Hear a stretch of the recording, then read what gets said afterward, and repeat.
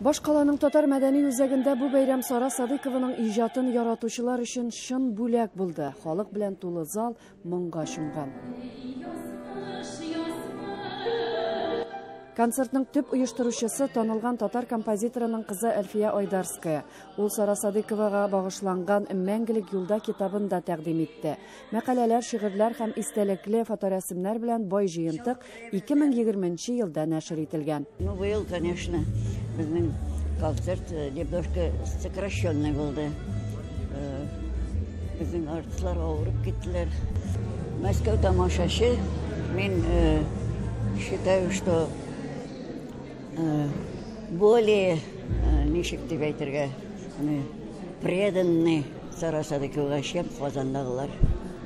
Менә иначе без монда үткәрәбез дә юбилейларны. Казанда повторяем. Менә, а не наоборот. Инициатива менә моннан килә, Мәскәүдән. Это очень отрадно.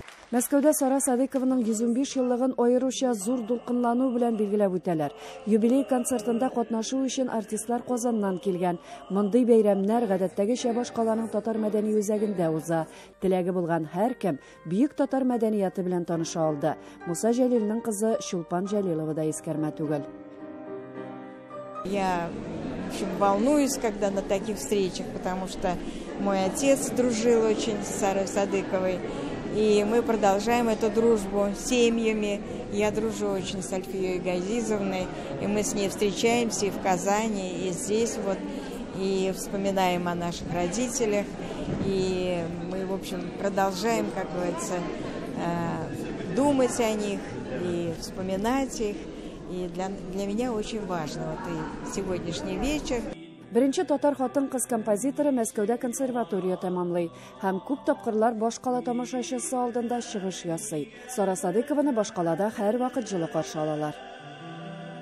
Минем өчен беренче чиратта безнең милләтебезнең асыл композиторы, бик күп популяр халык арасында таралган җырларның, халык яратып җырлаган җырларның авторы милләт кызы булып тора. Мондагы татарларга үзебезнең һөнәрләребезне күрсәтеп, нидер күпмедер дәрәҗәдә имтихан тоткан кебек киләбез. Күп еллар узган. Хәзер Сара Садыкованың әсәрләрен яшь башкаручыларга тапшыралар. Алар Сара Садыкова көйләрендә үскән, Россия һәм халыкара конкурслар лауреатлары. Һәркемнең яраткан әсәрләре бар. Кешегә таныш булмаган җырларны да шулай ук чыгарасы килә. Менә мин яшьләргә шуны тәкъдим итәр идем. Шушы җырлар белән бер рәттә әле бер дә яңгырамаган да җырлар бар бит әле Сара Садыкованың. Менә шуларны алып, өйрәнеп, шуларны тагы да җиткезергә халыкка. Җырлый 25 җыран тупланды.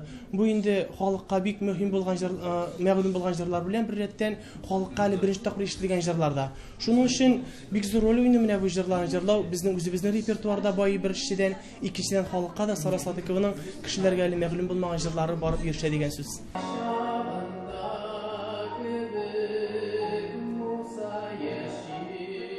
Кичәнең иң дулкынландыргыч мизгеле 50 ел элек язылган Кавый Латыйповның Муса Җәлил турындагы хәтердән чыкмый җыры булды.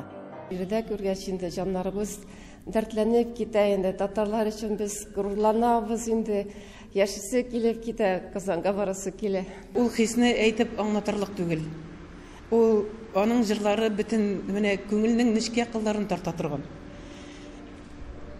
Хисләнеп менә шул чорга әйләнеп кайтып, менә шул чорда яшәгән кебек бүген үземне хис итеп утырам. Ләйсәнә Садретдинова, Динә Газалиева, Татарлар, Мәскәү.